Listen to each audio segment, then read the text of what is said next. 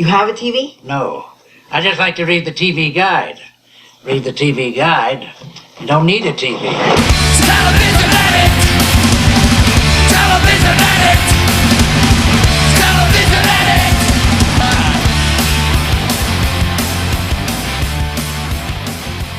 Hello, everybody. Happy Friday. Here we sit in a wonderful summer day. My birthday was last week, so I'm a year older, which is not true. I'm a week older than I was last week, but on paper, I'm a year older, and I'm in a very good mood. You're getting a bonus episode today because I am newly back from Denver Comic-Con in Denver, Colorado, hence the name Denver Comic-Con, with an armful of episodes for you guys. Today, I will be regaling you with an episode that I recorded out there last weekend with Andrea Romano, the voice casting director, the voice director for pretty much every amazing cartoon for the last 30 years, specifically a lot of the DC Universe stuff. In fact, all the DC Universe stuff, Justice League Unlimited, Batman Animated Series, all the shows I absolutely love. She couldn't have been nicer, had some amazing stories about that stuff, about working for Hanna Barbera, just incredible. I want to thank everyone who came out to this particular recording and said hello to me after the show. It was great to see you guys. Thank you for coming out. It was a great opportunity. I had not been to Colorado in about 10 years, and I got to talk to some amazing people, and I want to thank Denver Comic-Con for having me out there running Q&As. There'll be more episodes coming out in the weeks ahead that I recorded out there, but in the meantime, if you just can't get enough on YouTube, there are all the Q&As I did. So Weird Al Yankovic, Michael Chiklis, James Marsters from Buffy, they're all up there. So if you want to see my lovely face and hear our words, you can do that on YouTube. I made a playlist, which I put up on tvguidancecounselor.com. In the meantime, if you want to see me in person next Sunday in Philadelphia, I will be doing a live TV Guidance Counselor at the Trocadero as part of Philly Podfest. You can go to phillypodfest.com to get tickets. It is at 6:30 p.m. on Sunday. I hope to see you guys there. I haven't been to Philly in a while. This will be my first TV guidance counselor in Philadelphia, so hopefully you guys show up so I am not made to look foolish. But I'll have fun regardless. I have a great guest lined up, so hopefully I will see you guys there. And then at the end of the month, on the 22nd, 23rd, I will be at South Coast Comic-Con down at the old abandoned JCPenney, where I will be doing panels with Billy West. We'll be doing a live screening of Space Jam for the 20th anniversary, as well as Danny and Mike from the Adventures of Danny and Mike, also from the Adventures of Pete and Pete. That's right, I will have Pete and Pete on the stage and we will chat. Danny Tamborelli's been on the show before, but Mike has not, so come out to that. All that stuff's up on iCanRead.com and tvguidancecounselor.com. Please go to Philly Podfest. Please go to phillypodfest.com, buy a ticket, and hopefully I will see you there. In the meantime, Andrea Romano, as I said, absolute honor to talk to her. Unfortunately, there was a little technical snafu for the first 3 minutes, which got edited, cut out of this episode. What you missed was us discussing the show Wildfire, which she was the voice casting director on. Wildfire is a show that comes up on this show all the time. Highly recommend it. I now own 2 lunch boxes of Wildfire since I started doing this show, and she cast that show, and we talked about Jessica Walters from Arrested Development, who was the villainess in Wildfire, and Andrea had recently run into her, and they discussed that. That's pretty much, you're all caught up now. We talked about Wildfire, and that's what we discussed. So we find this episode 3 minutes in, where I bring up the completely mental misadventures of Ed Grimley, and then you're all caught up. So please enjoy this episode live from Denver Comic-Con with Andrea Romano. TV is my friend, and it has been always there for me in time of need. In the other show, as a huge SCTV fan, is the completely mental misadventures of Ed Grimley, which I always refer to on the show as sort of the lost season of SCTV, because so many SCTV people... Oh, almost entirely. Yeah. And that was a show, do you know the show, The Completely Mental Misadventures of Ed Grimley, which I'm very glad you remembered the entire title. Yeah. And it was one of those instances where I was hired as the casting director, and yet really the casting director on that show was Martin Short, because he really just asked his friends to come and play, and they all said yes. But what was great about it is Gordon Hunt was the voice director, and Gordon Hunt was the voice director at Hanna Barbera for 15, 20 years. We just lost him recently, he just passed away. But he was my mentor and a wonderful man. And both of us, as we started working on that show, it was very difficult because all those actors, you think about it, Andrea Martin, Catherine O'Hara, Joe Flaherty. Yep. Their schedules were crazy, so to try to get them all together, we recorded, I think, like on a Wednesday night starting at 7 p.m. That's what time we would start, because that's the only time we could get all those actors in the room together. And it was such a pain in the neck because of that. We'd have worked a whole day of casting and directing all day long. And at the beginning, we just really were like cranky about it. I have to confess, we were cranky, but it completely won us over. That cast, the writing, the fun. By the third episode, we were completely smitten with the show. It was not brilliant animation. They didn't spend a lot of money on the animation, unfortunately. And it was one of the first shows that we started doing ADR on. So after the cartoon was animated and the voices had been recorded first, it was animated, it came back from, I think we were using Japan at the time. Sometimes it just looked terrible and didn't match, and so we would go in and ADR the most ridiculous, silly ad-lib lines because these were such talented ad-libbing actors, improv actors. And again, we'd be doing it at 7 o'clock at night, and sometimes we would work until 2 or 3 in the morning to get the shows done. And as you get later and sleepier, it got sillier and goofier and funnier, which was really good. But the specifics of it, because now we have such good technology to do this stuff, it's all quite fast, it's all digital. Then we were using reel-to-reel. So if we did a cue at the beginning of the show and then made it through 100 cues and we were, maybe 3/4 of the way through the 22-minute episode and needed to reference that first cue we did for some reason, we'd have to roll back reel-to-reel all the way, wait and then get back to, okay, and play that back. And that's why often we were there till 2 or 3 o'clock in the morning. Sauji, just saying. Okay, my husband just sneezed. That's great. So, yeah, absolutely one of my favorite shows, and sort of kicked off, not single-handedly, but the era of the shows not being totally aimed at kids. It didn't talk down to kids in a way. Correct. And we started getting this string. All shows I think you worked on, like Pup Named Scooby-Doo, which was very smart, and, Animaniacs, and, Tiny Toons, and up into Batman animated series. And it seemed like it was animation made for people who grew up with animation for the first time. The first TV generation was now making TV. I think that's exactly what it was. I think it was just, I happened to luck into this career right at the right time. But I think it helped that I was a huge animation fan. I was crazy for the Hanna Barbera cartoons. And when I first got hired at Hanna Barbera, and I had the incredible good fortune to meet Daws Butler, who was the voice of almost everyone, exactly. Mel Blanc was pretty much Warner Brothers, but he also did a lot of Hanna-Barbera cartoons. He was, of course, Mr. Spacely on the Jetsons. But Don Messick and Daws Butler were equally as talented. They just didn't have the publicity machine that Mel Blanc did. But my personal favorite cartoon was Huckleberry Hound. And I figured out many years later why. And it was because Huckleberry Hound was one of the first characters to break the fourth wall. So he'd be walking through the scene, and then he would turn and look to camera and speak to me through the TV. I mean, I was convinced he could see me sitting there in my feety pajamas with my bowl of cereal.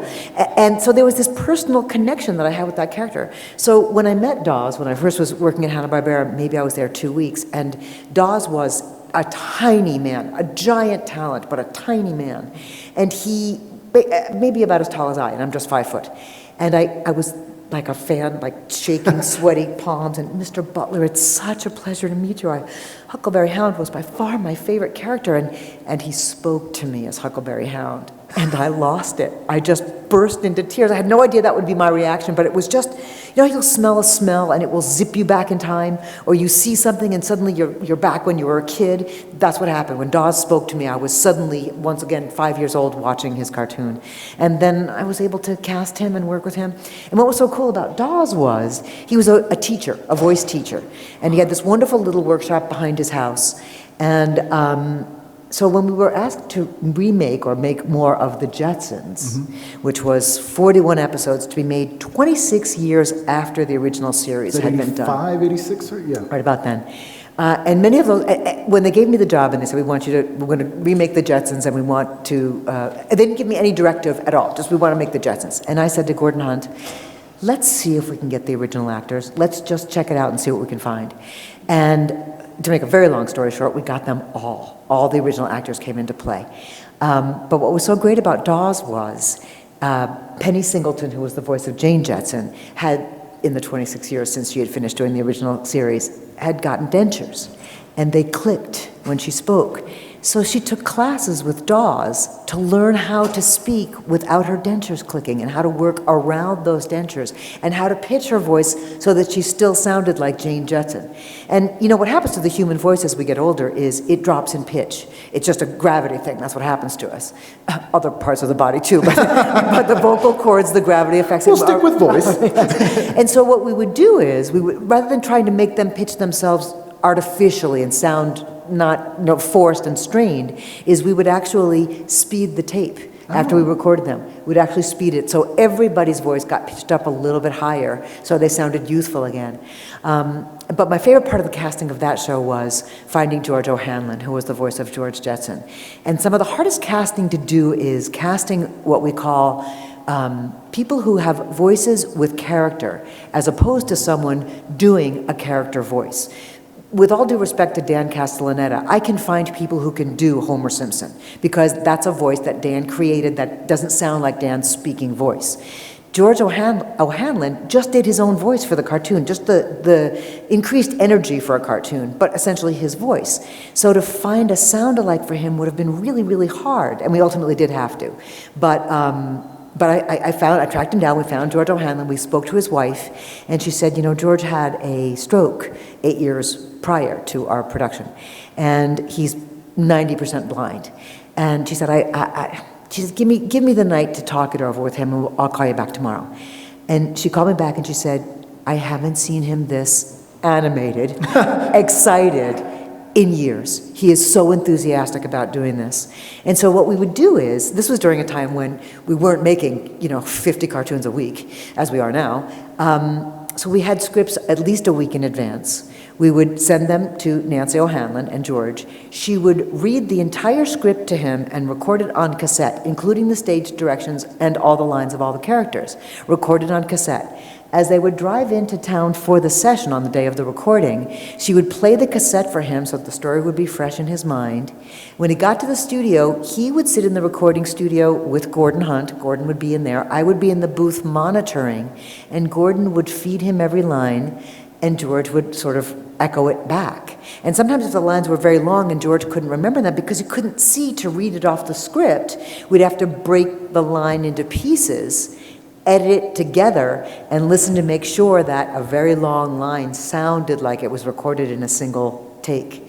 But it was my pleasure to, and I'm convinced, you guys, that I increased the life of all of those actors because they had a reason to get up in the morning. They had a job to come to, and some of them were well into their 80s. And one of my favorite things too was that Judy Jetson, Janet Waldo, was the only person who did not have to be pitched. Right. She still sounded exactly as she did when she was playing Judy Jetson when she was, 30, 40 years old, and she was now 70. And we just lost her recently too. She lived to about 95 years old. Sweet, sweet, sweet cast. Did you work on the Jetsons movie as well? I did. I had my name taken off, and yeah. That's why I had my name taken off of it. The producer had this idea, and I thought it was misguided, to replace the one person who still sounded exactly as she had, 25 years earlier, and he broke her heart, and used Tiffany instead. Who was huge at the time. And do you know who Tiffany was, the singer Tiffany? Could have been. Exactly. We're alone now. Exactly. I rest my case. Yeah. And so they brought her in, and I knew that there was going to be hate mail. I knew that the devout fans were going to be like, what the heck was this decision? And so I had my name taken off the credits because I did not want to receive that hate mail, and because my credit would have been casting director, everybody would have assumed it was my which you didn't do. job, which I did not do, and I didn't want to do. So even as a kid, that hit me as a weird thing. Not being aware of actors and stuff. I was like, Tiffany, she's not Judy Jetson. And interestingly enough, during that production, and making a feature film takes a lot longer than making a TV series. It's years of production. And so we probably did 20 recording sessions with George O'Hanlon. And I don't want to freak any of you out, but he came in for a session one day, and he's working with Gordon in the studio, and I'm in the booth, and you could just tell his energy is low, he's not doing very well. And Gordon said, George, there's no pressure on this particular session. We don't have to get it recorded this week. Go home, feel better. We'll record it next week when you're back on your feet and feeling better. And so we brought his wife back in to come and get him. And so this is my point of view. I'm looking at Gordon, George, and George's wife, Nancy. And suddenly, George, and just before the session, George said, Andrea, come put your head next to my ear and listen to what I'm hearing. And I put my head right against my ear against his ear, and I could hear whoosh, whoosh, whoosh. Every heartbeat, you could hear the blood rushing through his head. Whoosh, whoosh. I'm like, George, how can you even hear what Gordon is saying? He said, it's really, really hard. So, end of the session, Gordon says, let's do it another day. Gordon, George, Nancy. George says, let's go home, honey. And his head pitches forward into his wife's chest, and he has a stroke on the spot. Wow. So instantly I'm on the phone, 911. They were there in 2 minutes, revive him. Essentially, he died in that session. Jeez. They took him to the hospital. I sat there with Nancy. The doctor came out and said, he's had a major stroke. He will never recover from this. We can keep him on life support. And she said, no, just please keep him functioning for a few hours so the family can come and say goodbye. And then they let him go. So I actually had an actor essentially die in front of me in a recording session. But what I want to tell you is how cool that he got to work up until the moment he died, doing something he loved. Yeah. Exactly. He was so happy. And Nancy said to me afterwards, he absolutely hung on for years because he was doing these projects and it made him so happy. But that was quite a project, feature. And then we did find a guy named Jeff Bergman, who does a lot of work for Warner Brothers now, who is a very good voice matcher. And he was able to do George O'Hanlon's voice well enough to finish the film. But that's sort of a situation unique to animation where you can get someone in their 90s to play the same role because they're ageless. Absolutely. They're ageless characters. Well, and that's a great thing about voiceover too is, they can reel you into the session as long as your voice still works. Right. And there was an instance you probably know where Mel Blanc was in an accident, a car accident, very bad car accident, and they literally wheeled to him a microphone and baffle set up so they could record him from his hospital bed to get some cartoons made. And I thought, boy, this is a good gig when you can literally still keep working sitting in a hospital bed with tubes and care and all that. So there's sort of two, and I may be wrong here, but I sort of cut cartoon voiceover actors into sort of two eras. And the first one being that sort of Daws Butler era where all these people started in radio or in vaudeville. Absolutely. So they had this training that sort of didn't exist anymore by the time the 70s and 80s came around. And then you had the second generation of guys like Frank Welker, and Billy West later, who sort of learned a bit from those guys and had that very technical, very sort of almost classical education for voiceover. You got to work with all of them and this new generation of people who seem to work very differently. Is it hard to bridge those two styles, or did you feel like it was easier to, if you didn't have people who needed to unlearn habits or unlearn things? Basically, when it comes to casting voices, the most important aspect is the acting first. If they can do voices above and beyond that, that's gravy. But it's all about the acting. Right. And so what all of those people that you just mentioned by name have in common is that they were all good actors. Daws Butler, Mel Blanc, all really fine actors, essentially. And then they had the added benefit of being able to manipulate their voices so that they could sound like different characters as well. There was a different style of acting. There was a different style of the drawings that were done at the time. So very limited animation. And that's what Hanna Barbera did so well. Prior to that, the classic Warner Brothers cartoons, the Jay Ward cartoons, a lot of those cartoons worked at 24 frames per second. So the animation was quite fluid. You watch some of the classic Warner Brothers cartoons, and of course they don't say the old Warner Brothers, right. Classic Warner Brothers cartoons. Classic. Exactly. They were very fluid visually. But Joe Barbera and Bill Hanna came up with the idea when they were at MGM of, do we need all those frames? Do we need 24 frames per second? If we only do 10 frames per second, can we get away with it? And that created that wonderful style at Hanna Barbera, which is so charming. And I may be one of the few people, and I hope some of you are too, where there was some sort of comfort about the fact that Fred Flintstone would run past the same table and vase in the running shot like 10 times because they just continued to use the same background. So it was inexpensive, and we could make more episodes in an affordable way, but it still had a charm to it. It didn't lose anything. But it's still, to me, even today when I cast it, what I look at first is the acting. And ideally, because the Screen Actors Guild allows us essentially to hire 3 actors for one price, for 3 voices for one price, that's a financial boon for us. So if we have an actor like Frank Welker who can do 27 voices in a cartoon, and most actors do that. But, you know, a lot of the Justice League and Batman and those kinds of action shows, my job for casting was not really finding people to do multiple voices. It was to find people with interesting voices, be it, say Michael Ansara, or some of these actors who really were not known for doing multiple voices. They were just good actors who also were personalities and known entities and stuff. Adrian Barbeau and Mark Hamill, and Well, Mark does a really broad character voice, does. and Mark is really good at doing voices, but some of these people really didn't have that skill. But they learned, like Richard Mall, who was Two-Face for me. He learned on the spot. And what I would do is I would pepper my casts with actors who were experienced and actors who weren't experienced. And what was so fun to watch was to see the new actors coming in, the actors who were on-camera actors, watch Frank Welker work, and you'd watch their eyes get bigger and bigger. And I had the great joy to watch Bernadette Peters when we were making Animaniacs. She played Rita for us, and she's sitting next to Frank Welker, and they played Rita and Runt. And on the occasion when they were actually in the room at the same time, we had baffles. And, you know, baffles are just things that are put in the studio between actors to keep the voices isolated so that they don't bleed on other microphones, right? And the baffles were relatively high, so you could just barely see over. And she would stand up to watch Frank work, because she couldn't believe all those voices were coming out of Frank Welker. So to see somebody who's so recognizable and well-known universally be so impressed with someone who, Frank Welker can still walk down the street and people don't know who he is, but he's shockingly talented. If he opens his mouth, you'll recognize Exactly. him. His speaking voice is basically Fred from Scooby-Doo is probably the closest. Yeah, absolutely. And what's so cool about it is Frank's been doing that voice since the 60s. 50 years. Exactly. And he still sounds like the same voice. He can still do Fred. He's one of the only actors that's still doing it from the original, and still sounds so great. There's something I'm fascinated by, which is those people who did those voices, and then you have the newer people who, it's not quite stunt casting because they are great actors. It's not the Tiffany situation. Right. And you do find out that some of these people have a talent for doing voiceover that it seems like they have to be great actors, but it seems like a slightly different skill. I mean, I may be wrong. It's almost being a radio actor. You're absolutely right. And what I find is actors who have had stage experience move into voiceover better than actors who are strictly on-camera actors, because on-camera is very small.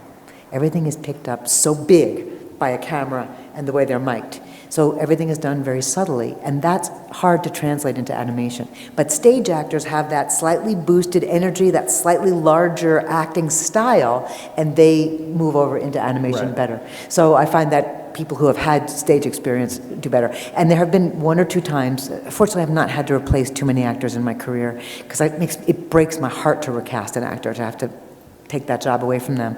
But if they just, after a couple of hours of trying, if I can't get them to bring their energy up, I have to find somebody else.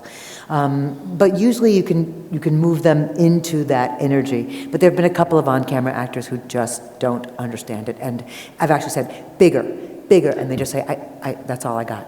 I have nothing bigger than that. It's like, I need bigger. So It's not shame. quite the same. Yeah. But that, back to Hanna Barbera, which I loved as well, and they, for years, were kind of maligned for that limited animation. But they, as far as I know, and I'm sure someone will either correct me here or from my podcast, that they were the first sort of television animation, because the Warner Brothers stuff was for theatrical. That's right. And even the Tom and Jerry's were theatrical. That's right. And before that, we had Clutch Cargo. Right. Or, these right. things that were not really That's animation. Right. And you had subsequent studios like Filmation, who made He-Man and all those shows. And, it's funny because we have fond memories of them, but when you go back and look at them, you go, man, that was not brilliant animation. Does Lou Scheimer have to do all the voices himself?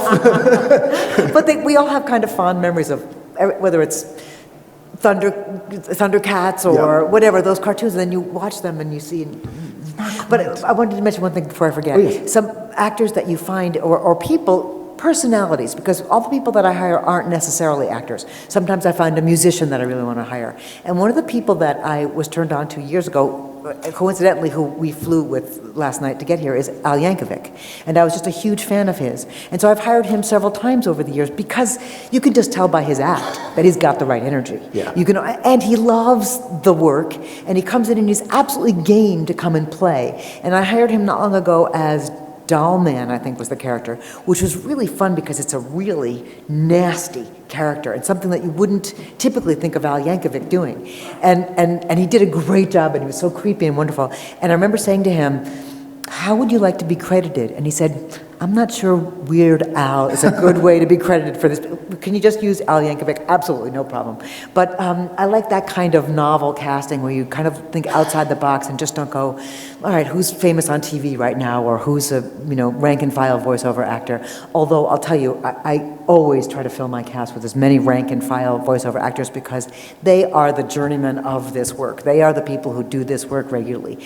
They are the people that everybody else who wants to come in and do this learn from. Right. Did I interrupt you when you were trying to ask No, me something? not at all. I was just going to say that.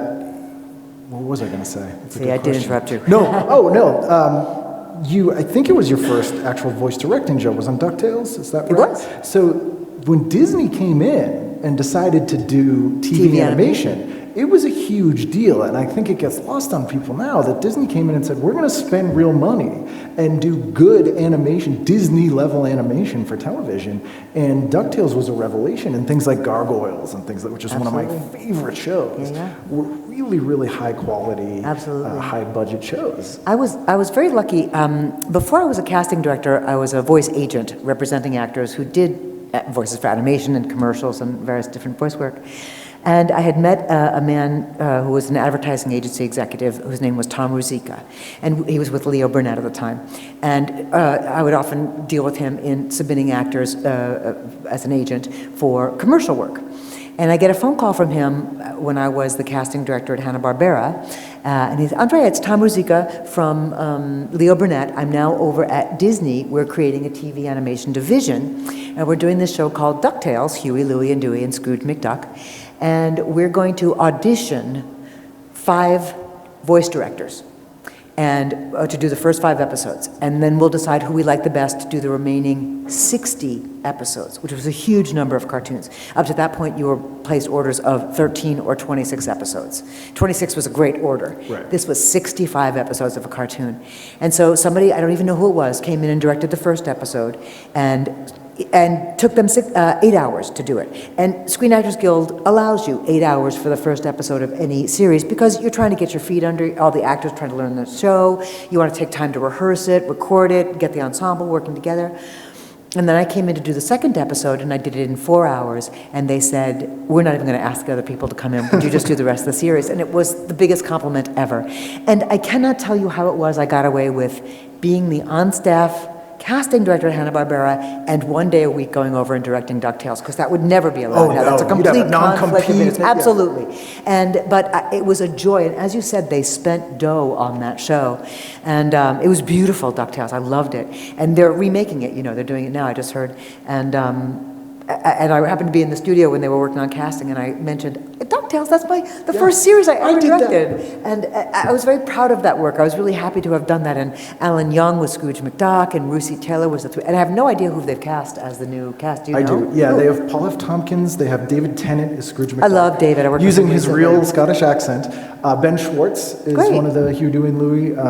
I only know That's that. got to be a whole different game. Yeah, it's very different. It's Yeah, very yeah. different. But I've seen the opening credits, and it does have that feel, but Cool. it's very, very different. Cool. And it must be strange when you see shows you worked on, because these people can be recast, they can look the same, but sound the same. Is it odd to watch those? And do you feel like that's my guy, it sounds wrong? I do have a little bit of a possessive side. and I remember thinking, why didn't they come to me for that new DuckTales gig? But I understood that they wanted to relaunch it completely differently, and that's completely their right, and I understand.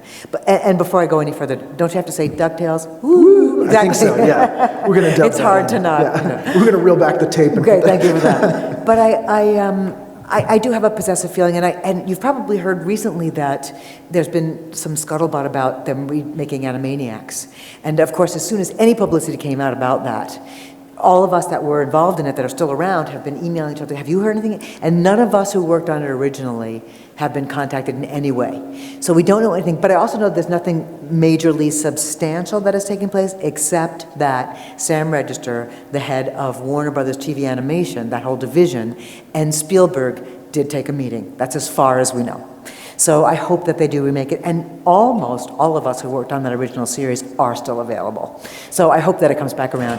I don't know if that would mean they'd reinvent it or just continue where we left off or what they would do, but it was a great show, and I hope that it comes back around to all of us. It's such a smart show. Like that was one of the shows that really, again, in that era of the late 80s, early 90s, where it was, one of the things I always talked about on my show is how lucky we were pre-millennium that the shows we watched were sort of an education of the previous 100 years of entertainment.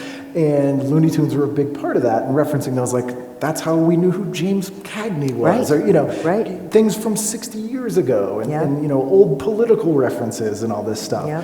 And it was so much different from Pound Puppies or something else that is for children, it's fine. Right.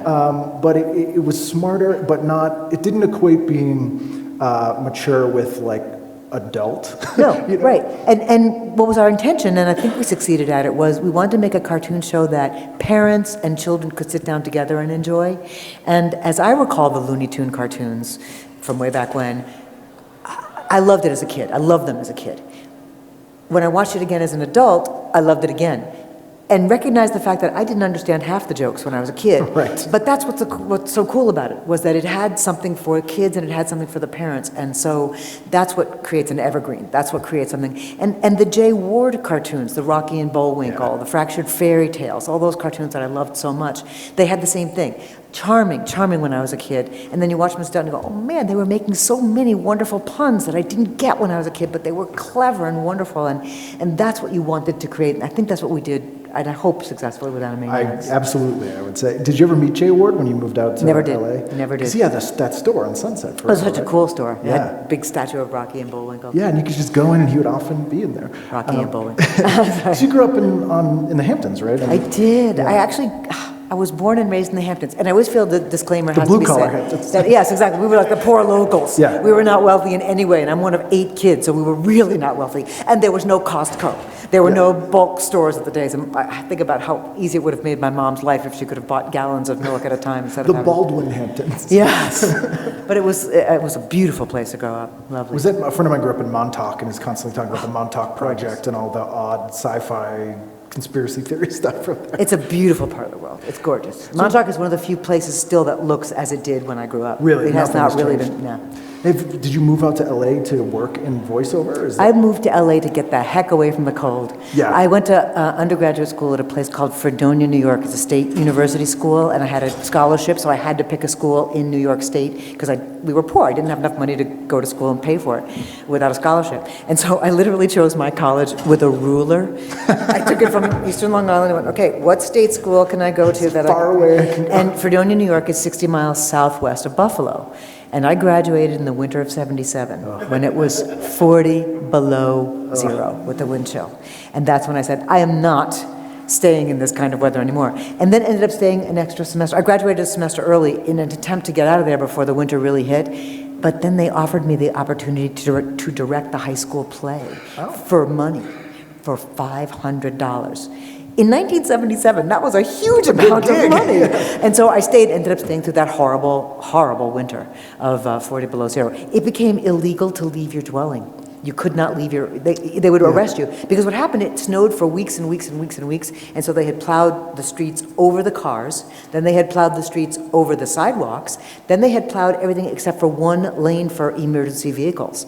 So if you went out, and your car died, you blocked any fire engines or any ambulances or whatever. So, and people would go out to little old people would go out to get their milk, and they would freeze to death because 40 below is intolerable. Yeah. You can't make it. So I moved to Southern California as quickly as I could. Yeah, I live in Boston. I'm from Boston, and we even had 2 years ago. We had you couldn't leave your house because of the snow. It Yeah. was Up until recently, the winter of '77 had been the record. yeah, it's like, why do we live here? I Why know. is this? Oh, I know. I know. But it must have been a completely different world out there. I mean, was it the first time you went out there, growing up in New York and growing up in When I came out here? winters? Yeah, when you came out to LA. Oh, yeah. It's like, this is where everything's made. Oh, This is... It changed my life. I moved here with $400 in my pocket and no work, no nothing, just hoping, crossing my fingers. And I moved to San Diego, where I have a half-brother who lived down there. And because I don't have enough siblings, I have 7 siblings already. And I moved to San Diego where at the time I was an actress, and no one told me there was no acting work in San Diego. It's California. Yeah, exactly. And what I realized, I was also 200 pounds. I was very large. And what was the first big change was, unlike New York where you could just put a few more layers of clothes on to disguise how much you weighed, here people take off layers of clothes, take off layers of clothes, and it's a place where year-round you can swim, you can walk, you can exercise. In New York, it's cold, cold, cold outside. You can't do those things unless you spend money to belong to a gym or whatever. And so it took me 4 years to take off the weight, but I eventually did take off all the weight. And then I had friends from Fredonia who were up in Los Angeles as agents and working in the industry, and then all the connections started being made, and I started to have a career. But as far as animation, you all know that pretty much Los Angeles is the hub. Vancouver also has a lot of work up there, and where Vancouver really benefited was in 1986 when the Screen Actors Guild struck against the Los Angeles animation houses. All the work went up to Canada. They went, let's find other English-speaking territories that will take our work so we don't have to stop production and cannot be held up by the actors. And it was a huge mistake for the actors to maintain that strike and not make a deal sooner because they found a bunch of really talented actors up in Vancouver, and now still a lot of shows go directly to Vancouver. They don't even come to Los Angeles. So, but there's still an awful lot made in Los Angeles. There's a lot of Canadian, like Maurice LaMarche is Canadian. Oh yeah, and Cree Tara Summer. Strong, Cree Summer. Absolutely. Who again, Cree was an on-camera person for years as well. And still is. And still is. Yeah. So it was always odd to, as a kid, be like, oh, that's the person who's Penny on Inspector Gadget is also on Different World. Like, it was a very odd thing. When you and Maurice was a on-camera actor as well, and a stand-up comic, and a very good stand-up comic. And I remember an ad campaign, I forget what it was for, but he had a huge a telephone company or something here. I keep saying here. I'm not in Los Angeles now. In Los Angeles, a huge campaign. I think it was a national. He was in a Facts of Life episode as well, doing Rod Serling. He's he great. did a Rod He's a Serling good impression. impressionist. Really and good. he did Orson Welles' voice on Ed Wood. He did Vincent D'Onofrio. That's right. Very good. Because he looked like it. And you know how he got the voice of the brain? Maurice would always, and he worked for me a lot. He was Popeye and Popeye and Son. You know, there was this period of time when all the cartoons were, and Muppet Babies is what made it happen. Yes. Muppet Babies, A Pup Named Scooby-Doo. Pink Panther and Son. Pink Panther and Son. Was that the first Popeye show and you Son. cast? No, the first one was Smurfs. Oh, Smurfs. Yeah. I didn't do the initial casting. Ginny McSwain did, but that was the first show that I was hired on Hanna Barbera. Snorks was the first series that I cast start to finish. But Maurice, you know, when you sit down at the microphone to do a job, you're asked to give a level, which is just to let the engineer know how loud you're going to be, how soft you're going to be, so they make sure you don't blast everybody out in the room. And no matter what voice Maurice was doing, he would always do a very well-known Orson Welles outtake reel. Have you ever heard it? Do you guys know what I'm talking about? It's just He's great. in It's my eye obscene. line. Yeah. Exactly. What is it you want? In the depths of your ignorance, what is you want? And he would just always do that. And I kept thinking, we have to find a character for that voice. It's so good, and he's done it for so many years. He's got it down. And so when I got the casting breakdown for Pinky and the Brain, which was a part of Animaniacs at the time, it wasn't its own spin-off yet, egotistical, wants to take over the world, maniacal, Orson Welles. And so essentially we knew it was going to, we did auditions, but we really said to Spielberg, we really do believe this should be the voice, and he concurred. And it's perfect. It really It's is, isn't it? absolutely And he perfect. still does it great. He still does it great. Is there ever been a cartoon that you didn't get an opportunity to work on, or one that you, from when you were a kid, that you would love to be able to work on now, or you'd love to see? So many. There's so many. You know, all the... I've been very lucky that I've worked on as many as I have, and everything as diverse as, you know, Pound Puppies and the Boondocks.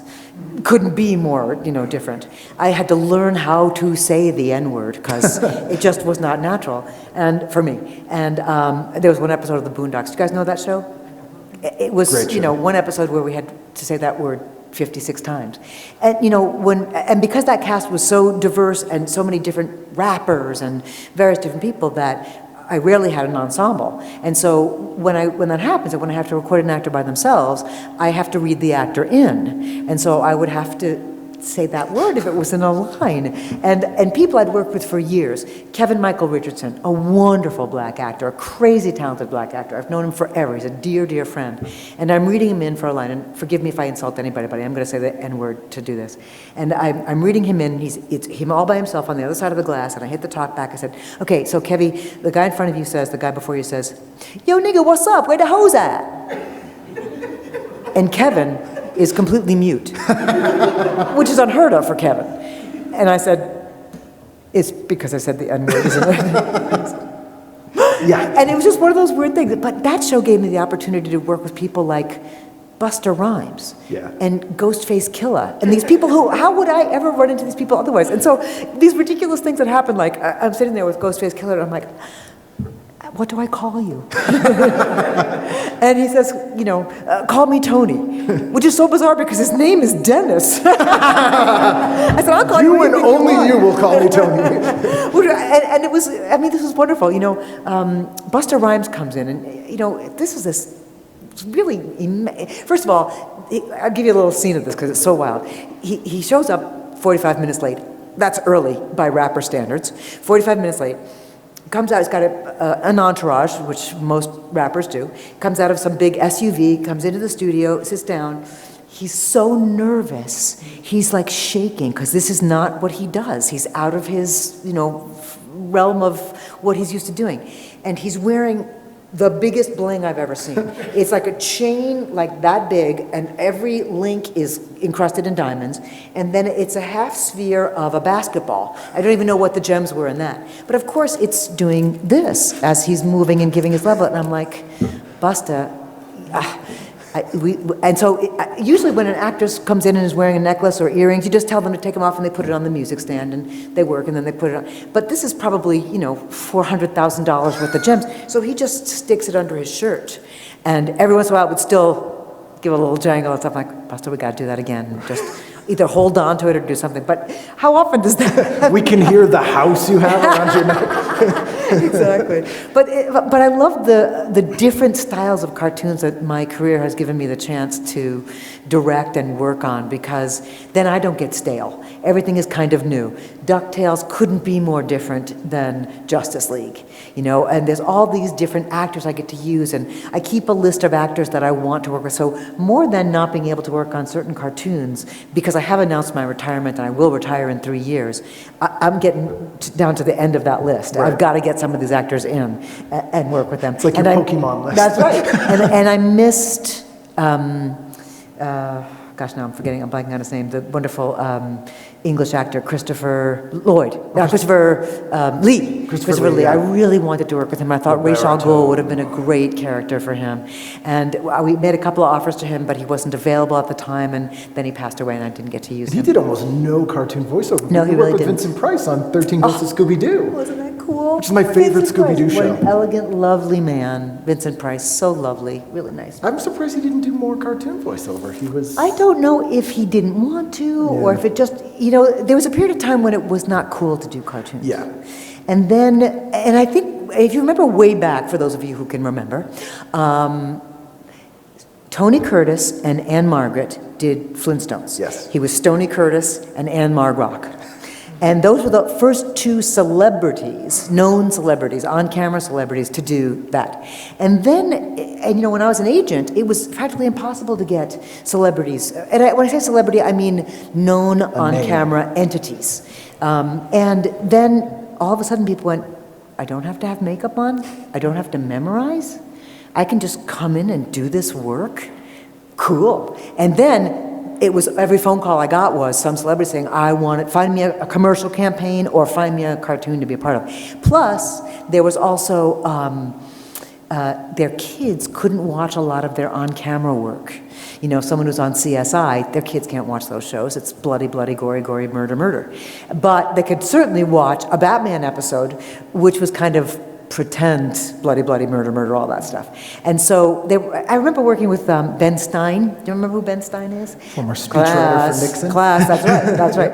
And I hired him on Animaniacs. He played Pip Pumphandle, who was just this boring guy who rambled on with stories and stories and stories, and the Animaniacs shake their hands and they're like chewing their arm off to get away from him. And he came back and worked for me a second time and said, Andrea, I've been a presidential speechwriter, I've been involved in politics, I've been a non-camera actor. nothing made me as successful with my kids and the whole neighborhood kids as being on Animaniacs. And I thought, that's a really cool thing. And that was kind of the attitude of when actors started desiring to be a part of it, because everybody wants to be a hero to their kid. And so it became a whole different world of, and it opened up a tremendous pool of talent to me that I didn't have access to before. And so we've all taken big advantage of that. Well, I think animation was ahead of the curve too, where for years it was you were either a TV actor or a movie actor. If you went back to one, like you were done. Oh, look at it now. Yeah. Look at it now. It's so much good TV. And I'm sure you all know that I believe last season there were 417 TV series in production. This year it's well deep into the 500s. And so TV, and almost every one of them has at least one major recognizable celebrity who has done movies.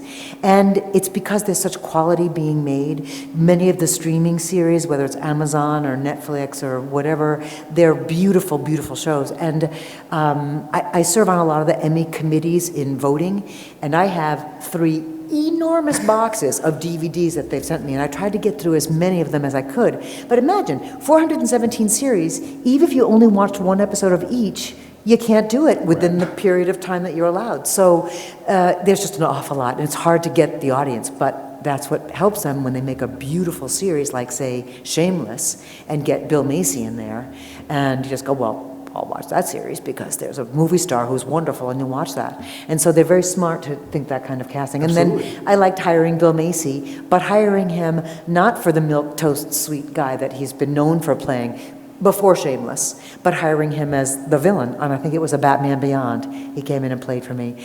And that's what I think actors like too, is they get to be cast as a role that they would not be cast as on camera typically. Right, they physically don't look That's like right, that they won't role. look like it, but as long as their voice sounds like it, they can do the character, and I think that's very freeing for them.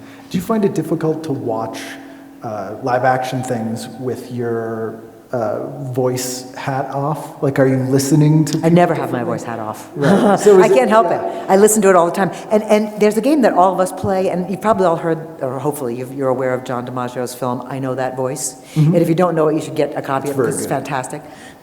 But we've all kind of played that game where you listen to a commercial and you go, who is that voiceover? I reckon, oh, it's Donald Sutherland. That's who it is. Or, you listen, and the way I recognize a voice is, everybody has a very specific way they pronounce an S. The way their teeth hit to make the S sound is very specific, as you hear mine, right? But I can move that and make it an S, and then it becomes this kind of S.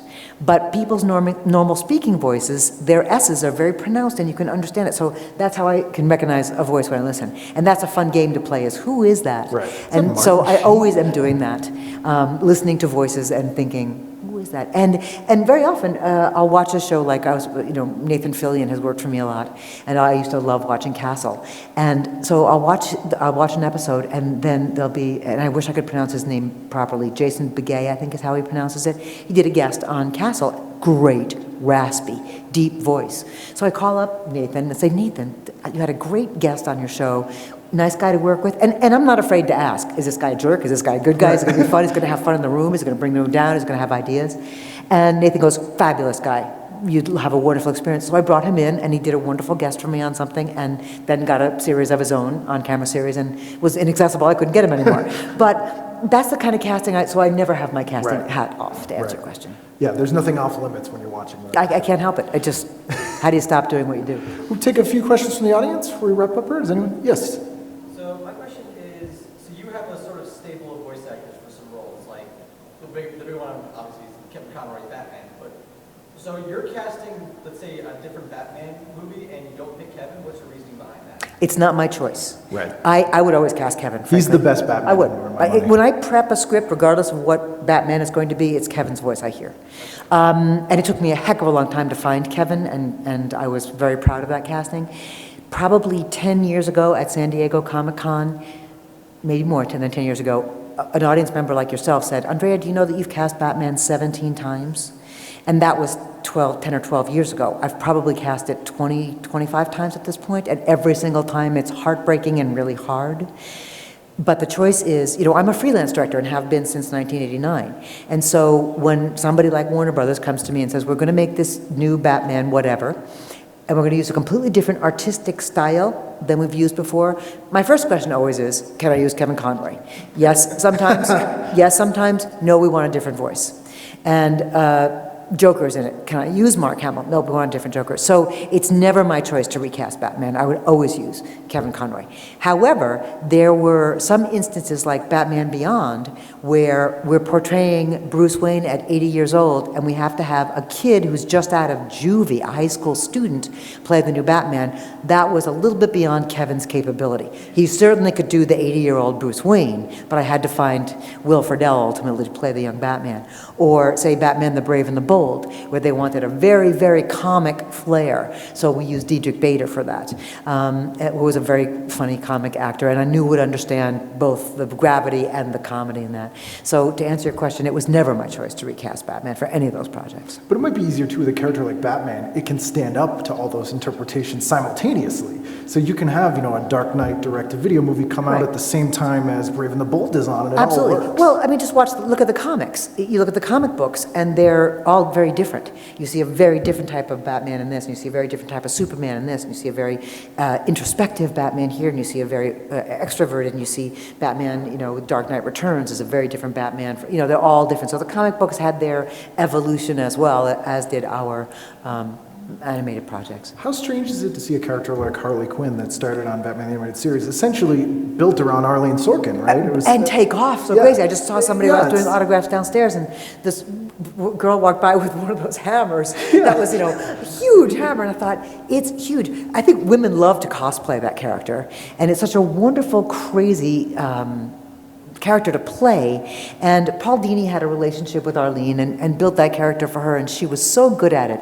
And there have been several other actresses to voice it since. And it's gone through various permutations, and she continues to evolve and is quite wonderful. But it makes me happy to see that in that universe we can create a new character that is embraced, that people don't go, no, that doesn't belong in this world. We don't have that character in this world. But in fact, she did fit in really well. It was absorbed into the comics from that exactly. show. And a chick. Probably time for one more question. Does anyone have a question? Yes. Has there ever been a project of your own that you've attempted to pitch? Looks like original characters? I have not. I'm not a good writer. What I'm good at is fixing a piece of dialogue that is stumbly, that actors are having trouble with. I'm good at fixing that, but to write a whole script from scratch, I don't have that skill. There was one idea that was rolled around at Warner Brothers years ago that I thought was very clever, that started development and then got dropped. It was the aftermath. All those scenes we've always seen in, whether it's Justice League or Batman or Superman, where a city gets destroyed by a battle, and the people who have to clean that up. I thought that's kind of a fun idea. What is that world of Gotham after, wherever, whatever city they're in, whether Green Lantern is involved or Green Arrow is involved or some city's been destroyed. What's the crew that goes in and cleans up all the mess? And that was one show that I was sorry was never made, because I thought that could be a very funny comedy, but I never had an idea that way. Be like Taxi or Cheers, like some kind of blue-collar show. Exactly. Yeah. Stupid Batman this, but Superman had to fly all the way through both sides of this building. This concrete's gonna be rated for what? Well, thank you so much. I don't want to take up too much of your time. It's been great talking to you. Thank you. My pleasure. And thanks you guys for being here. Enjoy the rest of the Thanks, Andrea Romano, everybody. Thank you.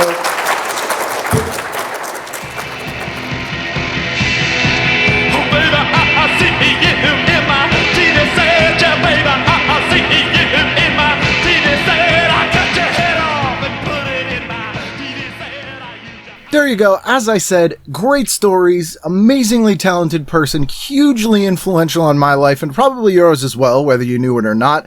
Cannot thank her enough for sitting down and talking to me, for everyone who sat down in the room and listened to us talk, and for Bruce and all the people at Denver Comic Con for setting this up. It was a great time. Had a lot of green chilies, and I am in a good mood because of it.